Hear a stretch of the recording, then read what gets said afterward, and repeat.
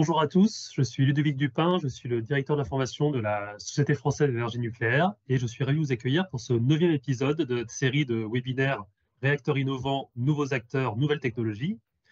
Alors comme vous le savez, la France a engagé le programme France 2030 et dans ce programme, il y a un appel à projet pour des réacteurs innovants, des réacteurs dits de 4e génération et de plus en plus de startups candidates proposent des projets et la SFEN s'est donné pour mission de présenter, de faire pitcher tous ces acteurs, tous ces nouveaux acteurs du nucléaire. Et aujourd'hui, on a le plaisir d'accueillir Autrera, qui a été sélectionné par le CEA. Et les deux cofondateurs, Nicole Fortuné et Frédéric Varenne, vont nous présenter leur projet. Et nous sommes ravis de les accueillir.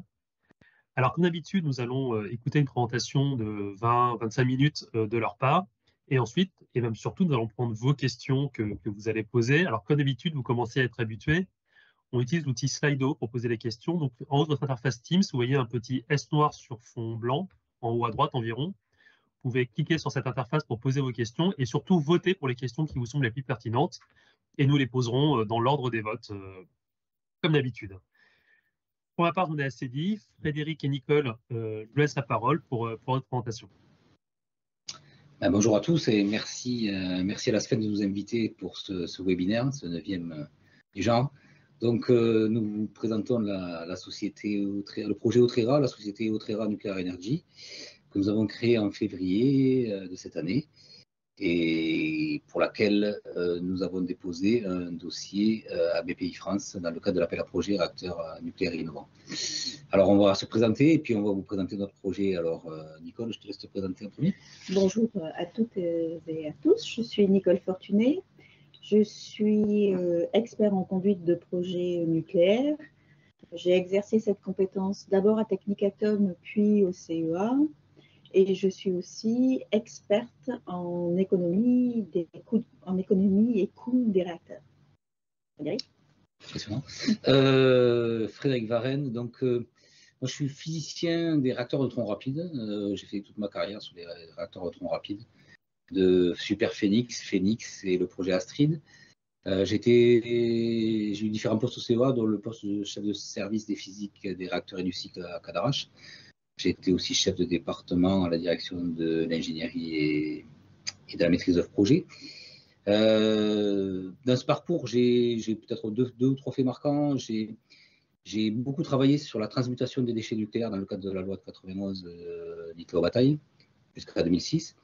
J'ai inventé le cœur d'Astrid, le cœur innovant d'Astrid, c'était une invention CEA et j'en étais l'inventeur principal. Et puis j'ai piloté le projet Astrid, j'étais chef du projet Astrid de 2016 à décembre 2019. Après ce moment-là, je suis parti sur le projet Nuard pendant un an, en lien avec Nicole aussi, pour faire du design to cost autour de Nuard et faire le premier remontage de coûts LCO du projet. Voilà, donc assez parlé de nous, on va vous parler de notre projet. Alors,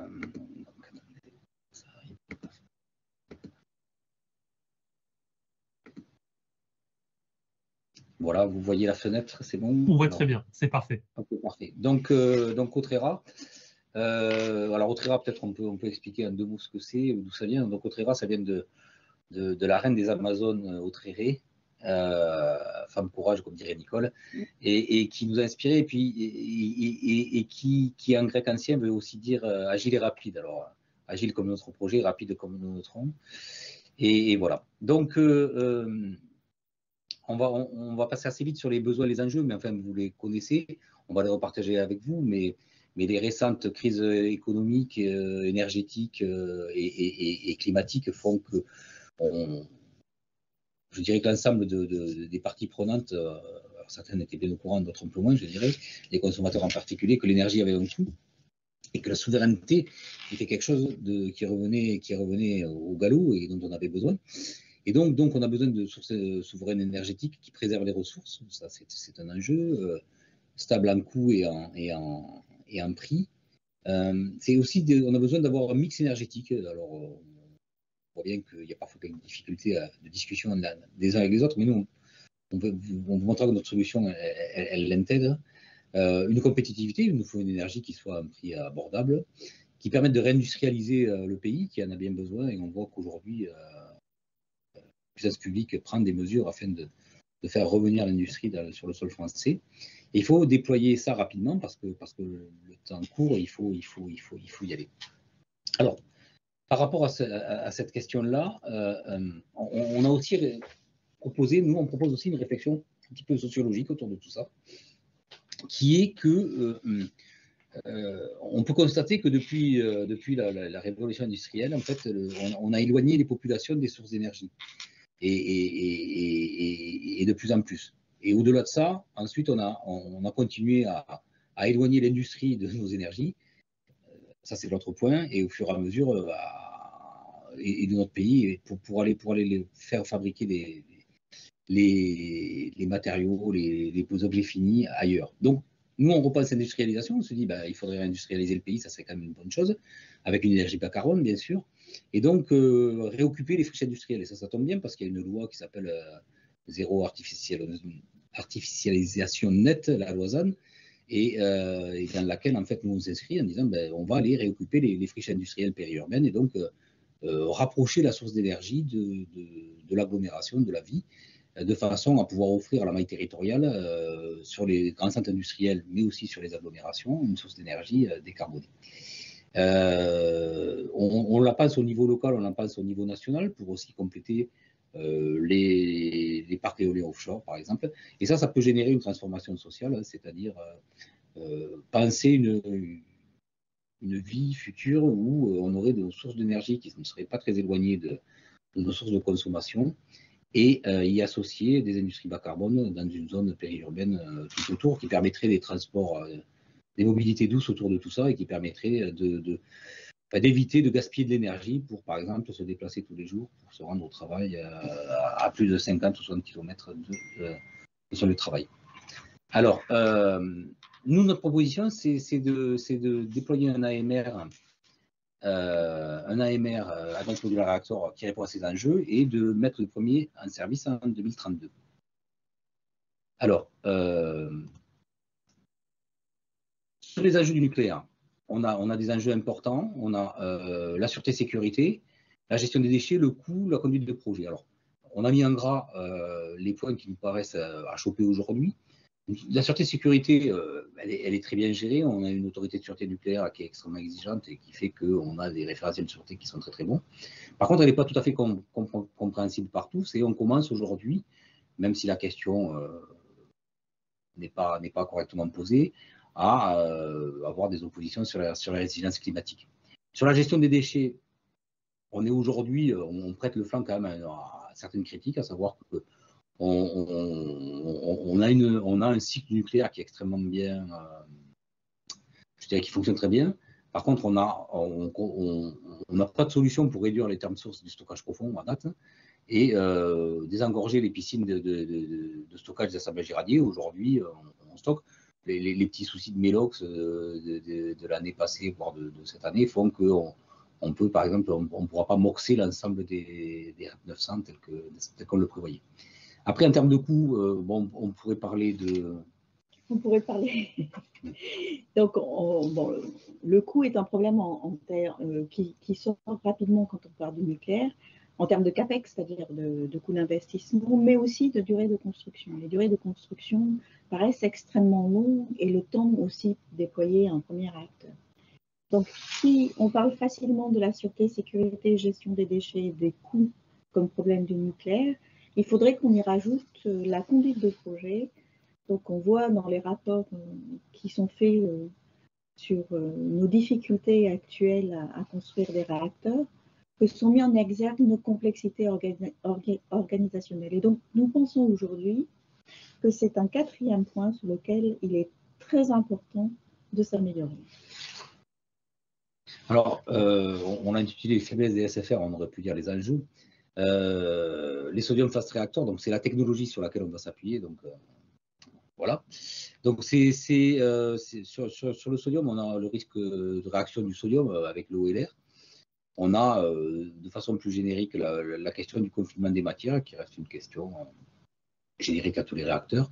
Sur le réacteur au sodium aussi, on a des questions, des démonstrations à faire assez complexes sur les accidents locaux qui peuvent mener à l'accident grave. Je citais le bouchage Alors, bouchage total, instantané, les deux, en fait, etc. La tenue à l'accident grave aussi sur les démonstrations, sur l'acteur au sodium, les grands feux sodium sur dalle, etc., etc. Ça reste des questions qui sont toujours quand même assez complexes dans leur démonstration.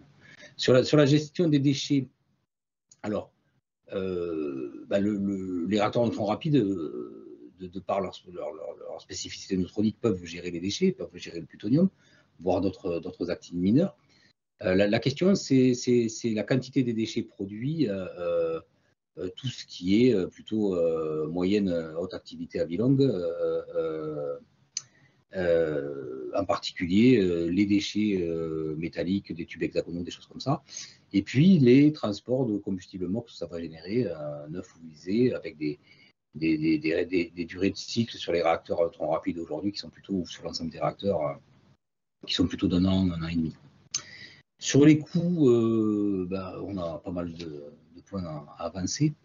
Et donc, en fait, on a tous entendu dire que les RNR, ce qui est admis communément, c'est que les RNR, les réacteurs rapides neutrons rapides, excusez-moi, sont de l'ordre de 30 à 50% plus chers que les réacteurs à haute sous-pression. Et ça provient essentiellement, d'une part, du circuit intermédiaire, d'autre part, de la manutention en sodium à chaud qui est bien plus complexe, parce qu'il faut faire un certain nombre d'opérations sur les assemblages, dont le dessodage, puis de ce qui va avec, la complexité des cuves, et puis des bâtiments qui ressemblent à des cathédrales. Donc, je ne sais pas si vous êtes déjà entré dans des bâtiments de réacteurs, mais c'est impressionnant. Quant à la conduite de projet, donc on a déjà parlé des complexités, il y a aussi l'évolution des démonstrations qui sont attendues, puis les gouvernances. C'est déjà un peu notre premier ex Astrid. Alors, sur la logique au très rare, en fait, donc on a fait assez simple, en fait, on a une vision holistique de notre système et on s'est proposé de le positionner différemment, on vous en parlera juste après. Donc, on n'a pas d'eau, on n'a pas d'air, le confinement de l'air matière, tout reste en cuve. Vis-à-vis des bouchages, on n'a pas de tube hexagonal. Et tenu à l'accident grave, on a une enceinte rapprochée. Sur la gestion des déchets, on reçoit bien sûr le PU, mais on prend en compte le recyclage de l'américium et du neptunium des déchets très reproduirants, donc de ces actifs mineurs-là. On limite les déchets, puisque comme on n'a pas de tube hexagonal, eh ben on va limiter ce type de déchets. Et sur le transport des MOX, on a des cœurs longue durée, on a des cœurs qui durent 10 ans, et donc qui limitent énormément les flux de matière à échanger entre les usines de fabrication, de retraitement et les réacteurs. Alors, sur les coûts, c'est très simple. On a éradiqué toutes les causes de surcoût classiquement données entre les rapides au sodium et les REP. Donc, plus de circuits intermédiaires, une grosse simplification de la manutention au sodium, plus de complexité des internes de cuve et pas de bâtiment cathédral. On a même été beaucoup plus loin, mais là, c'était sur la première partie des cahiers des charges. En ce qui concerne la conduite de projet, j'ai surtout envie de vous parler du REX que nous avons eu sur Astrid. C'est notamment l'introduction des industriels dès le départ. C'est un gain parce que ça nous permet d'introduire, au-delà des problèmes de conception et de démonstration de sûreté qui en général nous focalisent pendant la conception, des problèmes de constructibilité, des problèmes de chantier, de pouvoir faire plus rapide et moins cher. Et il y a un autre point qui est pour nous très important, c'est l'acceptabilité de nos réacteurs. Donc pour ça, nous avons pris le parti de prendre 4 barrières de confinement. Frédéric, je pense que tu reviens dessus derrière. Donc 4 barrières de confinement et une empreinte foncière très faible. On dit un demi-terrain de foot. Et donc avec ce système-là, ça nous permet d'assurer que s'il y avait un accident, il n'y aurait pas de rejet en dehors du bâtiment. Alors, généralement, cette fonction-là est assurée à la clôture. Donc nous, ça sera à l'intérieur du bâtiment qui est lui-même enterré. Donc considère que c'est une avancée importante pour l'acceptabilité? Alors, 2 mots peut-être pour replacer la technologie SFR en France. Enfin, en fait, bon, c'est vrai que la plupart des startups, quand ils présentent leur concept, cochent toutes les cases.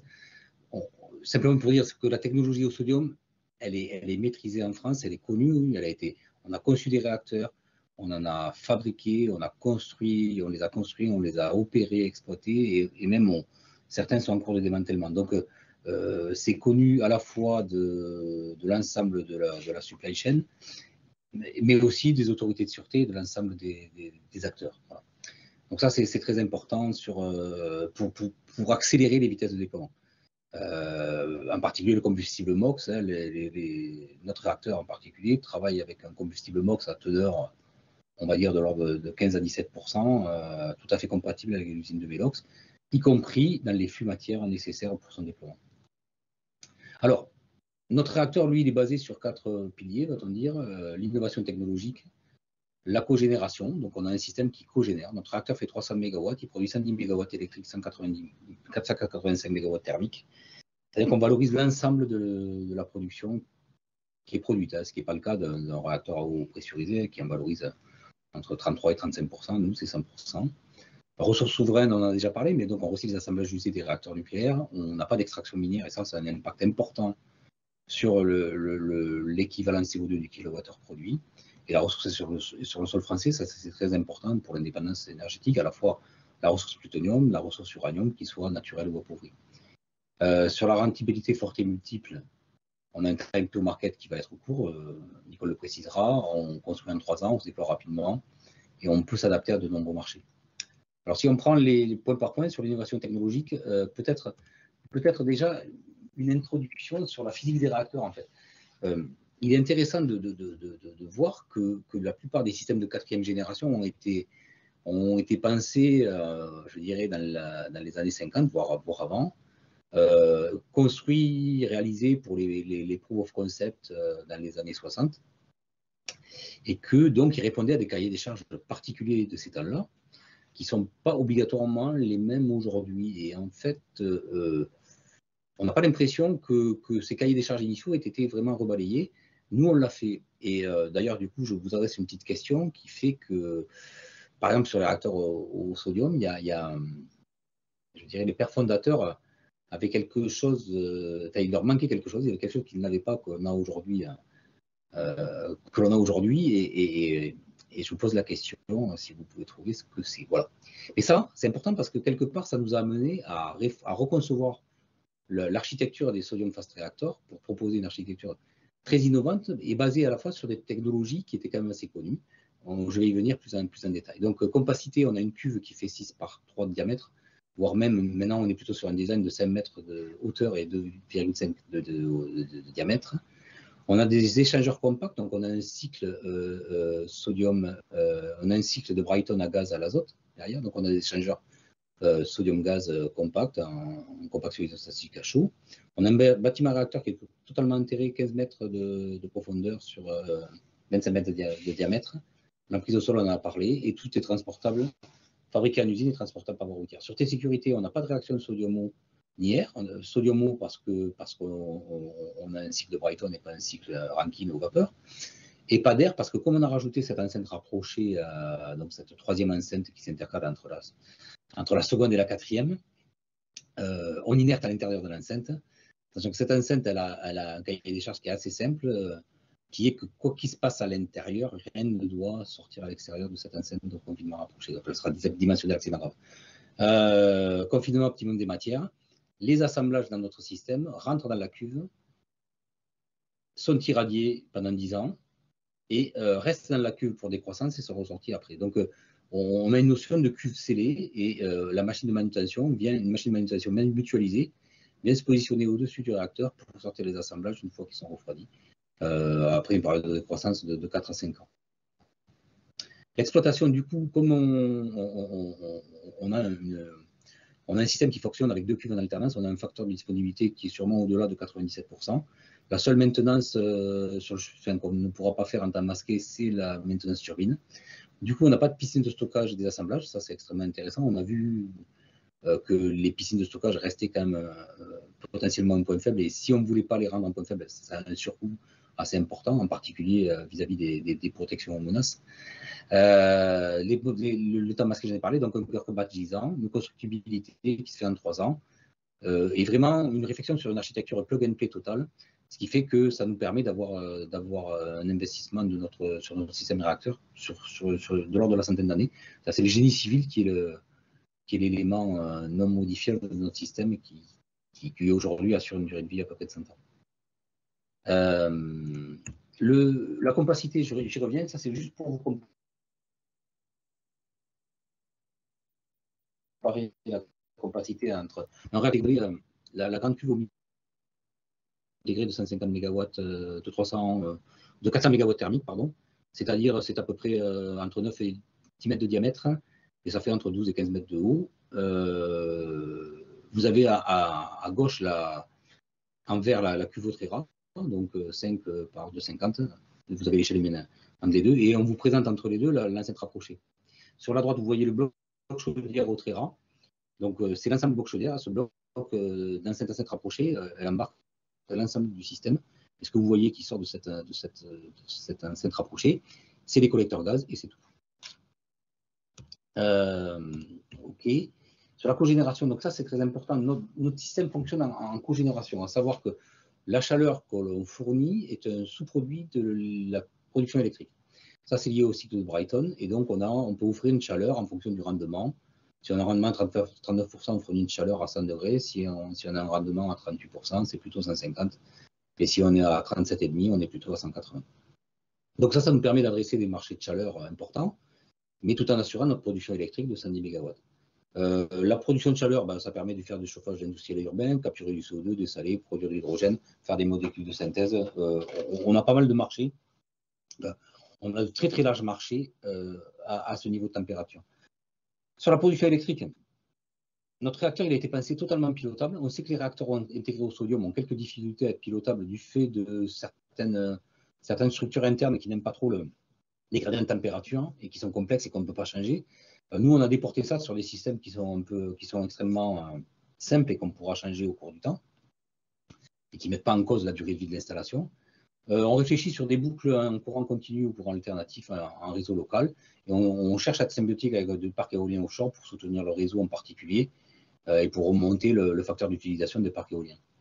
À comparaison, aujourd'hui, les REP français ne cogénèrent pas ou à peine. Et sur les SMR, AMR, aujourd'hui, il n'y a pas vraiment de solution en cogénération. Il y a des pure players thermiques avec des hautes températures, des pure players électriques, et puis des stockers qui font de l'électricité ou de la chaleur, et c'est plutôt l'un à la place de l'autre, même s'ils peuvent faire les deux en même temps, mais ce n'est pas de la cogénération au sens littéral du terme. La ressource souveraine, j'y passe assez vite, simplement pour dire qu'on est totalement compatible avec les usines du cycle, que ce soit la tête d'usine de la Hague, puisque nos assemblages, ça ressemble plutôt à des assemblages de VPER, donc on n'a pas besoin de changer la roue dissolveur ou d'avoir une tête d'usine particulière, et avec les flux Melox, on a des flux de matière qui rentrent tout à fait dans les épures Melox, au moins dans les décrets d'autorisation. La ressource, du coup, ça nous assure des ressources sur du très très long terme. Notre parc, si on déploie l'ensemble de nos réacteurs, ça nous donne on est isogénérateur parc, c'est-à-dire que la production d'un parc REP sur une gigawatt électrique correspond à la consommation de notre parc Otrera. Notre parc Otrera, si on vide l'ensemble des piscines, c'est 15 gigawatts électriques, c'est de l'ordre de 27 gigawatts thermiques dans les ranges de température que je vous ai donnés. Et avec ça, on assure la ressource pendant plusieurs centaines d'années. Sur la rentabilité forte et multiple, je laisse la parole à Nicole. Donc, la rentabilité forte et multiple, ça passe par un développement rapide. Donc, on va le revoir après, donc j'y reviendrai. Un coût unitaire maîtrisé. Donc, ça a été un effort très important de notre part pour repenser autrement les fonctions de maintenance à supprimer. Et en fait, une des principales raisons qui vont nous amener à proposer un coût bas va être la simplicité et la compacité de notre réacteur qui est tout petit. Ça change complètement la face des données. Donc, on bénéficie de la taxonomie. Et alors là, pour le coup, sans limite de temps, ce qui nous permet d'avoir des taux d'actualisation bas. Et nous avons de nombreuses finalités, mais Frédéric en a déjà parlé. Donc, ce qu'il faut retenir, c'est que dans notre cas, on vise une durée de fonctionnement de 100 ans. Donc, je vais vous parler des coûts, qui est quand même la première condition à remplir pour pouvoir être compétitif. Donc, là, ce que vous voyez, c'est un LCE qui est la mesure économétrique critiquable, certes, mais qui est la seule aujourd'hui qui fait consensus pour comparer des productions d'énergie. Et donc, j'ai laissé des précisions pour montrer qu'on a vraiment effectué le calcul dans les règles de l'art. Et donc, nous sommes très fiers du résultat parce que donc, nous pourrons délivrer une électricité à 59 € du mégawattheure et une chaleur à 22 € du mégawattheure, ce qui est très en deçà des prix qui font référence sur le marché. Donc, si pour le nucléaire, c'est entre 60 et 80, et si je vous donne la valeur qui fait référence sur la biomasse, c'est autour de la chaleur, c'est autour de 60 € du mégawattheure. Donc, pour ce faire, il nous faut aller vite, donc juste un ordre de grandeur. D'ici 2050, le besoin en électricité double, y compris en Europe, où on fait des efforts, malgré les efforts de sobriété et d'efficacité. Donc, installer 100 Autrera, soit 11 gigawatts, ça représente 12% du marché capturable d'aujourd'hui en France. Donc, comment on va faire? On va financer toute la phase de conception par des levées de fonds et des subventions telles que BPI, par exemple, mais aussi d'autres. Et on a un business model qui nous permet de faire de l'autofinancement à partir de la réalisation du premier réacteur, soit par des préventes ou des ventes, soit des réacteurs, soit des licences. Et avec tout ça pour mettre en service en 2032, donc, de façon à pouvoir faire bénéficier la transition énergétique de notre réacteur. Donc là, vous avez notre équipe. Nous nous sommes présentés tous les deux en début de séance. Donc, ce qui est important de savoir, c'est que nous sommes spin-off du CEA, que nous avons été aidés, amorcés par un fonds, et que nous avons noué des partenariats importants avec des industriels qui sont certes dans le nucléaire, mais pas que dans le nucléaire. Donc, ce qui va nous permettre, premièrement, de créer une filière, de créer à côté une nouvelle filière dédiée à notre petit réacteur, et deuxièmement, de bénéficier aussi d'un réservoir de ressources qui sera important dans les temps à venir. Donc, peut-être pour synthétiser un petit peu notre concept de réacteur est innovant. Il est responsable, il est sobre et il est à maille territoriale. Innovant, j'en ai assez parlé sur la conception, mais il est innovant sur sa conception holistique, sur sa sûreté résiliente et sur son business model avec le système, avec la cogénération. Il est responsable parce qu'il cogénère, donc on utilise l'ensemble de la production thermique du réacteur. Il recycle les matières et les déchets nucléaires en les valorisant. Il est résilient aux menaces anthropiques et climatiques. Sobre parce qu'on n'a pas d'extraction minière. On a, du fait que notre chaleur fatale est utilisée, on a besoin de très peu d'eau pour réchauffer le réacteur. Donc on ne réchauffera pas les rivières, on est économe en ressources parce que notre réacteur est très largement simplifié. Territorial, alors donc on vise bien sûr les sites industriels qui souhaitent se décarboner, mais aussi les agglomérations pour amener la source d'énergie au plus près de la cité, pour industrialiser les friches périurbaines, ce qui va donner une attractivité énergétique et économique locale importante dans des régions qui en ont bien besoin. Si on devait le résumer, notre réacteur en 4 points, c'est assez facile, c'est 1, 2, 3, 4. 1 comme 1 gramme de CO2. Dans l'analyse de cycle de vie qu'on a faite, c'est 1 gramme de CO2 par kilowattheure produit. 2, parce que du fait qu'on cogénère, on est 2 fois plus performant pour décarboner que la plupart des réacteurs et actuels et même présents dans les réacteurs innovants. 3, on construit en 3 ans, parce qu'on est modulaire, parce qu'on est plug and play. Et 4, comme 4 barrières de confinement, là où les réacteurs actuels en ont que 3 et la plupart des réacteurs innovants aussi. Voilà, écoutez, nous, on a un objectif, c'est 2032. Vous pouvez nous suivre donc, sur notre site internet et aussi sur LinkedIn et Twitter. Et on pense que notre réacteur, voilà, on essaie de doser de main dès aujourd'hui. Merci à vous. Merci pour cette présentation, c'est très clair, c'est très intéressant, c'est très précis. On a déjà pas mal de questions dans le Slido. Alors, je vous rappelle à tous les participants, pour poser vos questions, il faut appuyer sur le petit S en haut de l'interface Teams avec marqué Slido. Vous posez vos questions ou votez pour celles qui vous semblent les plus pertinentes. Bon, mais déjà, il y en a beaucoup. Alors, la première question est intéressante. Elle n'est pas du tout technique. Elle n'est même pas sur le projet Otrera. Elle est le CEA, effectivement, hier, pour ceux qui ont suivi, le CEA a présenté toutes les startups qui ont été SME, 5, je crois. C'est ce que dit d'ailleurs la personne qui pose la question. Et on vous demande comment s'organise la compétition entre toutes les startups SME par le CEA. Vous travaillez ensemble, vous êtes en compétition, vous émulez. Pardon, donc j'ai compris que c'était la question portée. Pardon, la question porte sur le CEA et ça met énormément de startups au final, okay. 5 je crois, précise la question. Comment s'organise la compétition entre vous? Alors, le monde de start-up, c'est le monde de l'émulation et de la compétition. C'est fait pour ça, et c'est de l'émulation au tout début de la réflexion. Et c'est pour ça qu'en effet, c'est les plus peut-être persuadés du bien fondé de leur sujet, les plus ceux qui y passent le plus, voilà, qui avancent. Alors, donc du coup, ça se passe bien. Donc on a participé à un accélérateur porté par Starburst où il y avait l'ensemble des porteurs de projets. On ne s'est pas étripé, bien au contraire. Et je crois que ça s'est plutôt super bien passé, et voire même à s'épauler, à trouver des solutions pour les uns pour les autres sur certains sujets, quand certains avaient des informations. Par exemple, sur l'appel à projet, pour petit exemple, mais sur l'appel à projet, les annexes avaient changé. On a dit à tous nos collègues avant d'aller déposer, faites attention, les annexes sont plus les mêmes. Voilà, bon, c'est un petit exemple, mais voilà. D'accord, c'est très clair.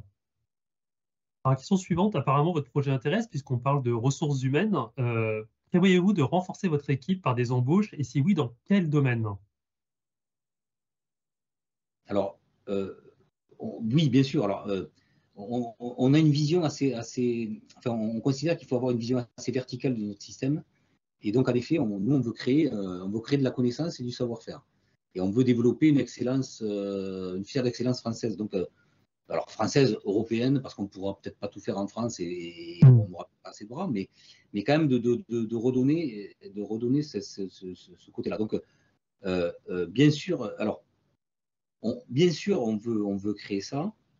Bien sûr, on va chercher à embaucher le plus possible. Donc, pour donner un exemple, sur notre première phase, nous, on compte monter en puissance autour d'une trentaine, quarantaine de personnes, cinquantaine de personnes, à peu près. Voilà. Donc, ça, c'est sur les 2 ans qui viennent. Mais on a aussi un enjeu sociétal. C'est-à-dire qu'on n'ira pas positionner nos réacteurs dans des endroits, je dirais, les plus riches du pays. On va aller se positionner dans des endroits qui ont besoin d'énergie, qui ont besoin de redevenir attractifs. Et donc, on va commencer à discuter. On a commencé un petit peu à discuter avec des régions ou avec des agglomérations qui seraient susceptibles d'accueillir nos premiers actes. Et alors, si je peux compléter sur 2 points. Donc, on croit à la différence de profil. Donc, à la fois, on va chercher des gens expérimentés, mais aussi des jeunes qui auront envie d'entreprendre cette aventure avec nous. Et puis, juste un petit point, on espère aussi relancer plus de femmes dans le nucléaire. C'est un point difficile, donc sur lequel on essayera d'apporter notre pierre pour essayer de convaincre et augmenter comme ça notre panel de ressources pour l'avenir de demain. L'attractivité des femmes dans le nucléaire est un sujet qu'on partage à 200% avec vous et c'est important. Vous pouvez quand même préciser le type de spécialité du coup vous allez embaucher? C'est des ingénieurs spécialisés dans un domaine particulier, des BTP, enfin quel type de spécialité? Alors,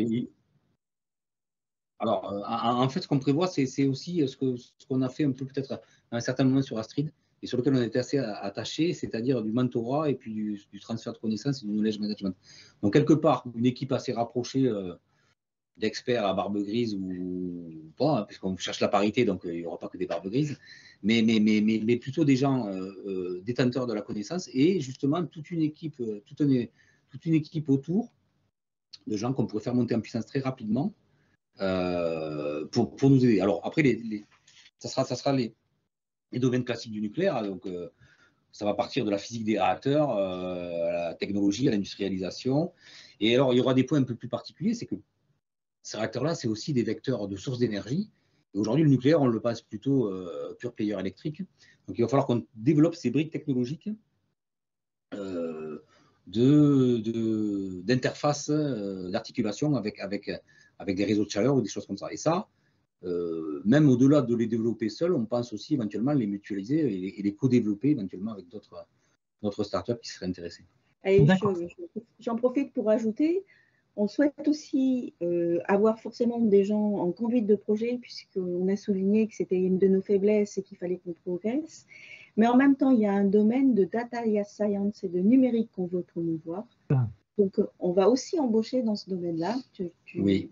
Alors ça, je ne vais pas dire que c'est un vieux dada, mais on pense que justement, pour réduire les temps en développement, qualification, réduire les coûts, et de toute façon, ces systèmes-là vont aller chercher des endroits où aujourd'hui, on n'a pas tout à fait la qualification, la validation des outils de calcul scientifique, etc. Là, il va falloir développer des méthodes pour aller, au moins autorisé par que l'ASN, qu'on puisse opposer à l'ASN en disant, ben voilà, on n'est pas tout à fait dans le domaine de validation, voilà comment on vous démontre qu'en prenant les bonnes manips ou en rajoutant quelques-unes, mais très physiques, très ciblées, on répond aux besoins, et pas faire la manip intégrale échelle 1 qui coûte très cher, c'est plutôt aller sur des manips physiques très ciblées, et ça on a beaucoup d'idées sur le sujet. Et aussi en même temps, par contre, faire peut-être des remontages de manip intégrales pour ajouter du machine learning, c'est-à-dire extrêmement instrumenté, mais sur des machines non nucléaires, c'est-à-dire des remontages à petite échelle, non nucléaire. Ça, c'est pour la démonstration du proof of concept, et ça, on compte le faire très rapidement. Voilà. Et donc ça, en effet, c'est d'autres technologies, d'autres connaissances. Dernier point, on ne pense pas à embaucher des sociologues, par contre, on commence à discuter. On commence à discuter avec des chercheurs du CNRS, entre autres, pour avancer sur l'approche sociologique. Donc le panel, vous voyez, le panel est très large. Très très large, effectivement. En tout cas, le message est passé pour les gens qui regardent. Alors, question suivante, là on va rentrer dans le cœur du réacteur, si j'ose dire. Le participant nous pose la question, je n'ai pas compris la fin du cycle. Après 10 ans, le réacteur est immobilisé pour 3 à 4 ans, le temps que le combustible en cuve refroidisse? Oui. Oui, en fait, on fonctionne sur 2 cuves qui fonctionnent alternativement, en fait, pour faire simple. D'accord, du coup, il y a un relais quand même. Qui fonctionne pendant 10 ans. Vous laissez le combustible décroître et vous avez une deuxième cuve qui démarre à côté. Il y a un relais, oui. D'accord. Vous avez 5 jours d'arrêt pour switcher le système de connexion à la turbine gaz et vous repartez. D'accord. Okay. Voilà. Et donc, du coup, la cuve qui a fonctionné, on laisse gentiment le combustible décroître pendant 5 ans. On vient positionner une machine de manutention. Là, le cœur fait 40 kW, l'assemblage le plus chargé 2 kW. On souffle bien dedans. Comme on n'a pas de tube hexagonal, il n'y a pas de rétention de sodium. Enfin, voilà, donc ça fonctionne bien. Et en plus, si vous voulez, même si on pouvait penser des systèmes à l'export, alors avec du plutonium, c'est toujours une question, mais nous, on raisonne en cuve scellée, c'est-à-dire que on n'est pas obligé de laisser la machine de manutention à l'exploitant. On peut venir avec une machine de manutention tous les 10 ans, venir décharger le cœur et 5 ans après, venir le recharger, mais la machine n'est pas sur place. Okay. Alors l'avantage de ça, c'est que vous avez votre combustible qui est toujours sous 4 barrières, ou 4, voire 3 à certains moments, mais il ne sera jamais en piscine. Donc il sera toujours dans une à la fois en termes de sûreté et en termes de protection des matières, sous une protection maximale. Parce que c'est une vraie question aussi, sur les petits réacteurs, plus vous êtes petit, plus vous avez potentiellement un accès rapide à la matière. Donc nous, en faisant ces systèmes-là, on est beaucoup plus résistant en termes de sécurité. Ok, c'est très clair. La date que vous avez avancée, 2032, a amené beaucoup de questions pour le premier pré-réacteur. Alors, la première question qui arrive en tête des votes, c'est 2032 pour une première mise en service, c'est raisonnable par rapport à certains de vos concurrents, qui ont pu annoncer 2028, voire avant. Est-ce que c'est une volonté de réalisme de votre part et que disent les investisseurs de cette date qui pourrait paraître lointaine par rapport à d'autres annonces?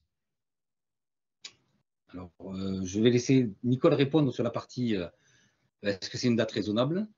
Vu des investisseurs, c'est toujours trop loin. Après, il faut assumer. Enfin, on a une expérience du nucléaire. On connaît bien les délais d'enquête, tous les délais d'instruction de l'autorité de sûreté. Nicole va parler de comment on pourrait les réduire, et puis les lois qui sont en préparation vont déjà dans le bon sens. Mais on ne peut pas non plus raconter n'importe quoi, enfin, ou avoir des difficultés. Enfin, voilà, c'est pas parce que des investisseurs vous disent ah ben oui, moi je voudrais avoir un réacteur en 2028 qu'on doit se positionner en 2028. Par contre, en général, sur les réacteurs, la question c'est le combustible. Est-ce que vous avez votre combustible? Alors nous, on répond oui, en fait. Alors on ne va peut-être pas expliquer là maintenant pourquoi oui, mais nous, notre combustible, il est déjà fabriqué. Voilà. Donc sur 2032, c'est vrai, on se présente, moi je me présente en termes d'expert projet. Donc si j'annonce 2032, c'est que c'est une date qu'on pourra tenir, ce qui est déjà assez challengeant. Donc pour ce faire, on a utilisé toutes les propositions de la loi d'accélération nucléaire, quelques dispositions complémentaires sur le processus réglementaire qui étaient utilisées dans le passé, en particulier sur l'enquête publique et la déconnexion avec l'avis sur le RPRS, l'avis de l'autorité de sûreté sur le RPRS. Et en même temps, on a quand même fait évaluer nos délais de construction par un génie civiliste et on a un délai de construction très court, 1 an.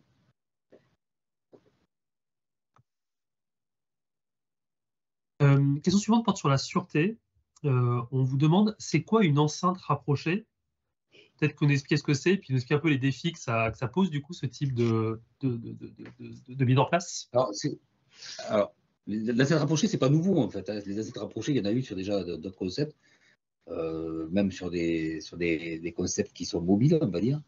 Mais la question, c'est qu'en général, on s'arrête là. C'est-à-dire, on dit, ben voilà, je fais une asset rapprochée, mais c'est ma troisième barrière et je m'arrête là. Nous, on est reparti là aussi de notre raisonnement. On s'est dit, bon, la question des accidents graves sur les réacteurs au sodium, vous avez donc des accidents graves qui viennent du cœur, hein, potentiellement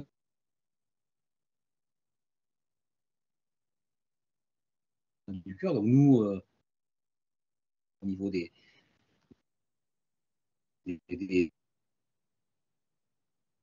Par contre, vous aurez toujours un accident postulé, donc il faudra résister à une démonstration de X mégajoules. Donc ça, c'est un premier point. Donc il faut une enceinte qui puisse tenir ça. Donc en général, on fait porter ça à la cuve. Alors c'est pour ça que dans un réacteur intégré, on dit la cuve elle est assez loin, elle peut encaisser, elle va se déformer, etc., etc. Donc nous, on a volontairement une petite cuve qui va prendre fort l'impact de la énergétique. Par contre, derrière, il y a aussi des histoires des grands feux sodium. Et les grands feux sodium, c'est que plus vous avez d'air autour d'un système, plus vous allez alimenter votre feu sodium. Et donc, on se retrouve dans un système qui est assez pernicieux parce qu'on dit, bah oui, donc du coup, on fait un bâtiment de plus grand, donc avec de plus en plus d'air, mais qui dans le même temps monte en pression de plus en plus faible puisque le volume est de plus en plus important. Bon, voilà. Donc nous, on a coupé ça, on a dit non, on fait rapprocher, on inerte, donc on n'a plus cette question de grand feu sodium. Et donc, le cahier des charges, c'est la résistance à l'accident grave et à l'agression externe aussi. En fait, donc il y a les deux. C'est de l'intérieur pour ne pas ne pas avoir de rejet à l'extérieur et de l'extérieur de ne pas agresser l'intérieur. Si je peux me permettre, on peut s'autoriser à faire ça au niveau coût. On a eu un débat tous les deux pour savoir si c'était possible. C'est tout à fait possible parce que compte tenu de la taille, ça ne coûte pas si cher que ça et ça ne vient pas aggraver notre compétitivité. C'est parce qu'on est hyper compact qu'on peut se le permettre. Voilà. Ah oui, d'accord. On revient sur la question des financements. Vous avez un peu évoqué déjà, Nicole, mais on peut peut-être aller plus loin. Mis à part l'appel à projet France 2030, dans quelles enveloppes d'aide publique ou privée vous allez puiser? Donc, pour l'instant, on est en train de faire ce qu'on appelle des levées de fonds. Donc, on est en train de rencontrer les investisseurs. Donc, l'appel à BPI-France est organisé en 3 phases. Donc, la première phase, c'est l'ordre de grandeur, c'est 10 millions. Donc, on est sur des levées de fonds de cette ordre de grandeur-là. Parce que globalement, le système BPI-France marche une subvention de 1 pour un capital de 1. Donc, on est en train de faire ces levées de fonds-là. Et après, il y a d'autres systèmes de financement, que ce soit sur la deep tech, que ce soit sur l'innovation, etc., qu'on pourrait aller chercher en complément. En sachant que, bien entendu, on ne peut pas, sur un même montant subventionné, faire porter plusieurs subventions. La question suivante, alors pareil, Frédéric, vous avez commencé à l'aborder tout à l'heure, mais un de vos marchés est donc les agglomérations elles-mêmes. Quel est votre plan pour gérer l'acceptabilité et avez-vous déjà des agglomérations cibles? Alors, des agglomérations cibles, on est en train de les lister. Alors après, il y a la question de... Enfin, du coup, on rentre dans le champ du politique. Donc, c'est un sujet sur lequel on y va doucement quand même aussi. Mais oui, bien sûr, on a des agglomérations cibles. Alors, sur l'acceptation, on pense l'attraper par 3 points. Le premier, c'est plus de sûreté compréhensible et démontrable. C'est pour ça que 4 ans 7 de confinement, pas de rejet radioactif en cas d'accident grave en dehors du bâtiment réacteur, donc il n'y a plus de question de clôture. D'un côté de la clôture, ça ne serait pas bien, de l'autre côté, ça serait bien, qui sont pas lisibles pour des populations. C'est l'intéressement économique au sens de l'agglomération et de la population, c'est-à-dire dans des zones où on n'a pas trop d'industrie, retrouver de l'industrie, retrouver de la main-d'œuvre, retrouver de la richesse. Et on réfléchit, alors là, on est juste au démarrage, mais à des modèles économiques qui pourraient intéresser directement les populations. Voilà. Vous pouvez en dire plus, du coup, sur les modèles économiques ou c'est trop tôt? Ouais, soit de l'énergie locale à très bas coût pour les populations. D'accord. Soit un intéressement aux bénéfices produits, mais directement, qui ne passerait pas par la machine étatique et un reversement que les gens ne voient pas directement. En fait. Voilà, d'accord, ok. On est sur des réseaux locaux, ce qui vont permettre une manœuvrabilité, une agilité et pratiquement du sur-mesure à chaque cas de figure. D'accord, ok. Alors la question suivante, elle revient à chaque webinaire, mais alors c'est vrai qu'elle est essentielle. C'est quelles sont vos relations avec l'ASN à ce stade? Vous les avez rencontrés, ils vous ont donné des retours déjà? Où est-ce que vous en êtes avec l'ASN? Alors, du coup, on va parler d'abord du HFDS qu'on a rencontré. Donc, très bien, pas de problème. L'ASN, ils ne sont pas tout à fait gréés, j'ai l'impression, aujourd'hui, pour voir arriver des startups un peu en pluie. Donc, voilà. Donc, nous, on a sollicité de les rencontrer. On va y arriver, j'imagine. Mais aujourd'hui, la réponse est plutôt un peu réglementaire. Il faut que vous soyez exploitant, puisque pour soi, il faut que vous ayez un niveau de DOS. Sinon, voilà. Donc, bon, j'imagine que les choses vont bouger et qu'on va pouvoir discuter. Alors, nous, ça ne nous empêche pas de discuter en off avec des gens d'IRSN ou des choses comme ça. Mais aujourd'hui, le contact avec la SN est maintenu assez puissant. Mais je pense que tout ça se met en place parce que tout ça arrive un peu violemment, enfin, pour l'autorité de sûreté qui avait l'habitude d'avoir un exploitant nucléaire important, ou 2 ou 3, mais voilà. Bien sûr. Et là, voir arriver des gens. Donc, par exemple, nous, on voulait leur parler de notre 4e barrière de confinement. Bon, j'espère qu'avec le webinaire, ils en entendront parler. Du coup, ils vont nous taper sur l'épaule. Et moi, il y avait les quelques petites dispositions aussi dont je voulais discuter avec. Voilà. Mais ça va être imminent. De rentrer dans le débat. C'est vrai que finalement la NRC a dû s'organiser pour accueillir toutes ces startups. Il faut que la SN fasse pareil. Il y a sans doute c'est normal. Une appropriation à faire. Surtout qu'avec le projet de réunification ASN-IRSN, je pense que tout ça qui voulait aider n'a pas aidé. Enfin, voilà. Donc, on s'est retrouvé avec un système qui est un petit peu bloqué, mais qui va se débloquer rapidement. D'accord. Alors, on vous demande une question sur vos assemblages combustibles. Les assemblages seront-ils de type SPX ou Astrid? Alors, ni l'un ni l'autre. Alors, si on parle de l'assemblage, donc ça va rester Astrid SPX, ça restait à peu près la même chose. C'était des assemblages environ 17 cm d'entreplat, un tube hexagonal, une aiguille avec un fil espaceur. Donc, pas triangulaire. Donc, pas triangulaire, oui. Fil espaceur, oui. Tube hexagonal, non. Voilà. Et pas de couverture fertile en haut, ni en bas, comme c'était le cas dans Super Phoenix. Et un plénum en haut, oui, sûrement. Et une partie fertile au milieu, comme le cœur CV, oui, sûrement aussi. Voilà. Donc, ça ressemblera sûrement un peu plus à Astrid, mais ça en restera très éloigné aussi. D'accord. Je crois que plus loin, il y a des questions plus spécifiques sur Astrid. On va y revenir. En tout cas, la question suivante, c'est les coûts. Effectivement, vous avez présenté des coûts, ce qui est assez rare pour les webinaires qu'on a eu jusque-là.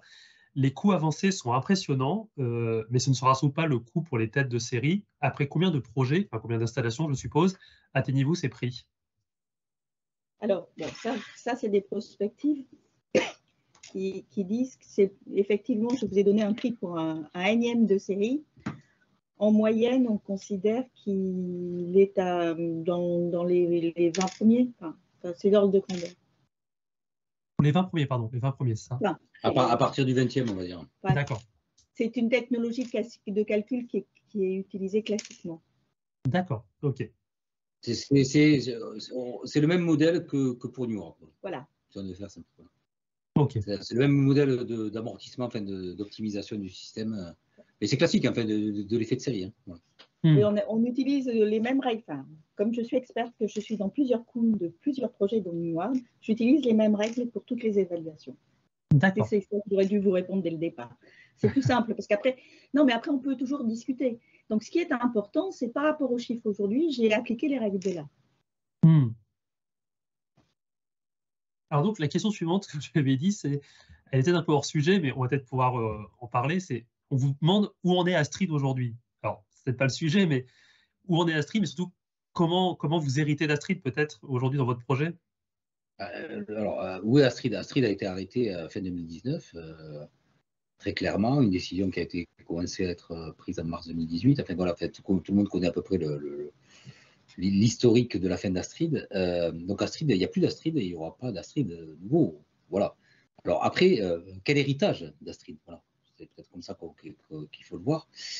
Alors Astrid, c'est l'acronyme d'Advanced Sodium Technological Reactor for Industrial Demonstration. Voilà, j'ai retrouvé l'acronyme. Donc c'est un démonstrateur technologique pour la visée d'un réacteur 1000 MW parc EDF, voilà, donc gros nucléaire. Et donc il avait dans son cahier des charges la démonstration vis-à-vis de cette filière gros nucléaire. Là, on n'est plus du tout dans la même histoire, on est dans une histoire du Small Modular Reactor, du réacteur modulaire. Et là, du coup, nous, le travail qu'on a mené, c'est d'aller valoriser des briques Astrid. Le circuit de conversion d'énergie à gaz, ça a été étudié en 2016 sur Astrid, 2017. L'échangeur sodium-gaz a été étudié dans le cadre Astrid dans cette même période. Donc, c'est aller utiliser des briques technologiques, mais par contre, aller plus loin. Par exemple, dans Astrid, on prenait ce circuit de conversion d'énergie, mais on gardait un circuit intermédiaire. Pourquoi? Parce qu'on n'osait pas, parce que le gros réacteur, parce que EDF ne voulait pas de ce système-là, de toute façon. Donc, voilà. Mais nous, on a repris ces briques technologiques, clairement, et on les valorise. On les valorise dans l'idée du modulaire. Et notre objectif, et on est heureux de l'avoir tenu, le premier objectif que je m'étais donné en termes de conception, c'est d'être aussi compétitif que Small Modular Reactor. C'est pour ça que le mot Advanced Modular Reactor, je l'aime bien, mais quelque part, on a tendance à reporter plus tard, Advanced, voilà, c'est avancé, donc voilà. Nous, on se qualifie de Small Modular Reactor sur technologie 4e génération. Et donc, l'objectif, c'était le level cost of energy de Small Modular Reactor, tel qu'on pouvait le voir donc de génération 3 dans la littérature. Pourquoi? Parce que un small modular réacteur, ça reste un objet sous pression. Donc vous avez quand même beaucoup de matière, vous avez quand même des choses à gérer sous pression. Un réacteur au sodium, ça ne l'est pas. Donc dès que vous pensez petit, vous dites quand même j'ai des effets d'échelle où je dois pouvoir gagner énormément. C'est ce qu'on a fait. C'était tous les points barrés qu'on a barrés de façon à simplifier le système. Ok. Mais ça, on l'a fait par rapport à la question que j'ai adressée. Alors, je ne sais pas s'il y a eu des réponses. Qu'est-ce qu'on n'avait pas nos pères fondateurs que nous, on a aujourd'hui, voilà. Alors non, ça n'a pas été répondu. Vous pouvez donc nous... Du plutonium, c'est tout bête. Voilà. Avant, on visait des temps mais c'est tout bête, hein, mais on visait des temps de génération. C'est tout bête, mais c'est intéressant parce que même dans l'histoire de conception. Parce que quand j'ai inventé le cœur d'Astrid, c'était ça, pareil. Il y a des éléments de conception, il y a un cahier de charge de conception, il se perd un petit peu en route, et les gens après trouvent d'autres opportunités, et les opportunités deviennent la performance du système. Alors que non, c'était pas ça. Et là, c'est pareil. Donc, si je dis ça, c'est pourquoi? C'est que donc on faisait des réacteurs où on n'avait pas de plutonium, donc il fallait un inventaire minimum et de la surgénération pour faire des temps de doublement les plus courts possibles, entre 15 et 17 ans. Et là, quand vous prenez ça, donc on l'a traduit par minimiser l'inventaire, donc une puissance volumique élevée. Je fais très simple, hein. Puissance volumique élevée. Maintenant, quand on vous parle d'un réacteur de 4e génération, il faut qu'il ait une puissance volumique élevée. Alors en effet, hein, quand on dit un réacteur, la zone fissile, c'est super. Phoenix, on dit c'est une grosse machine à laver, 563 MW thermique, et voilà. Mais quand vous regardez tout ce que vous mettez autour, c'est questionnant quant au reste. Voilà. Donc quand vous pensez, c'est pour ça qu'on dit qu'on a une conception holistique, quand vous pensez le système comme un tout, il est parfois intéressant de détailler certains éléments d'un côté pour regagner de l'autre. C'est ce qu'on a fait. Voilà, c'est un optimum. Alors on n'a pas fait de front de Pareto de notre étude, mais on la fera. Et on est assez persuadé d'être sur un optimum. Ok. Les questions suivantes portent sur l'empreinte foncière. Donc, vous avez abordé, l'empreinte foncière donnée en absolu est assez floue, nous dit-on. Il vaut mieux rapporter au mégawatt ou au mégawattheure. Quelle est alors l'emprise des réacteurs, si on calcule ainsi? Alors, oui, alors on ne l'a pas ramené au mégawatt, mais si on part du fait qu'on produit 300 mégawatts et qu'on a un demi-hectare d'emprise foncière, voire moins, je pense qu'on aura moins, mais bon, restons sur un demi-hectare. Voilà, c'est un calcul assez simple. Alors après, l'emprise foncière, alors, en plus, il y a deux emprises foncières à voir, hein, parce qu'il y a l'emprise foncière du réacteur, en fait, de la ZPR en tant que telle, de la centrale dans sa globalité, et la zone chantier aussi. Parce que si vous voulez faire des réacteurs un peu plus près des gens, il ne faut pas non plus dire, ben non, mais moi, j'ai une zone chantier autour, etc., etc., je triple. Je ne citerai pas, mais il y a certains réacteurs qui paraissent assez compacts, mais qui prévoient une zone chantier de 10 hectares, par exemple. Donc ça, vous avez du mal à trouver 10 hectares en zone urbaine, par exemple. Et Bien sûr. ensuite, on peut aussi poser la question, par rapport à quelle énergie vous posez la question, est-ce que c'est par rapport à l'énergie finale? Et à ce moment-là, nous, on cumule, puisqu'on réutilise l'énergie, entre guillemets, fatale du gaz, du cycle de Brighton, on cumule donc 110 MW et 185 MW.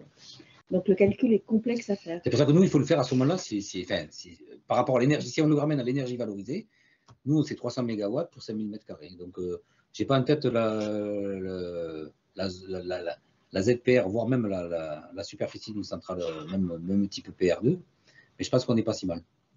D'accord. Mais c'est intéressant, on fera le calcul. Enfin, c'est règle de 3. La question suivante porte sur la ressource disponible sur le territoire. Vous dites que pour les SFR, la ressource est disponible sur le sol français. Est-ce que vous êtes sûr d'y avoir accès à cette ressource et comment vous allez y avoir accès? Alors, est-ce qu'on est sûr d'y avoir accès? Alors, qui est propriétaire du plutonium aujourd'hui? C'est EDF.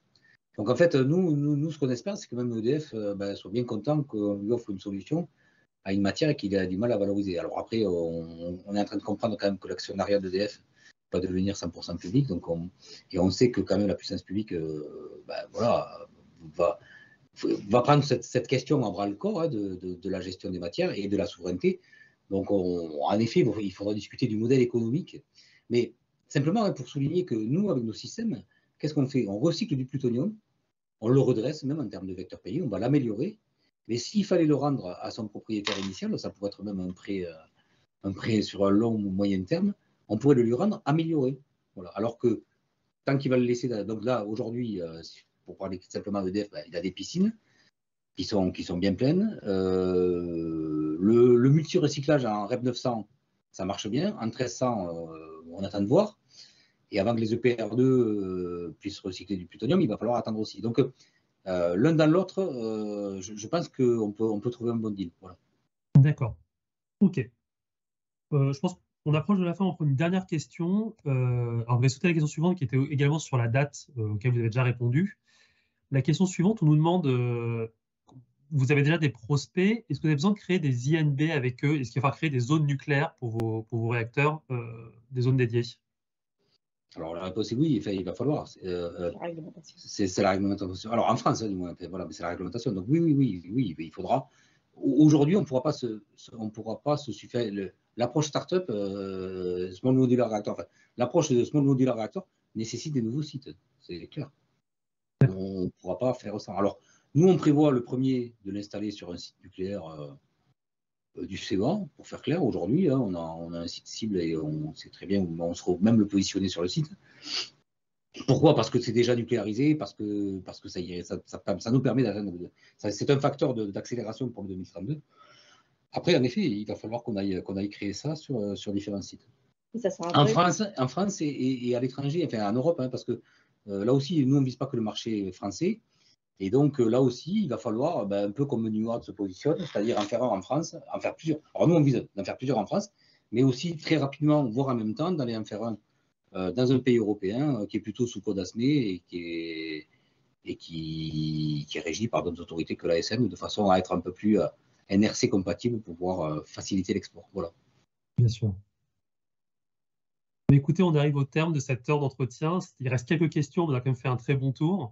Merci, c'était très complet, c'était très détaillé, c'était très agréable. Et bien, on vous souhaite toute la réussite du monde pour l'appel à projet.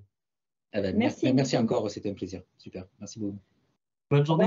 Au revoir. Au revoir. Merci à tous. Au revoir.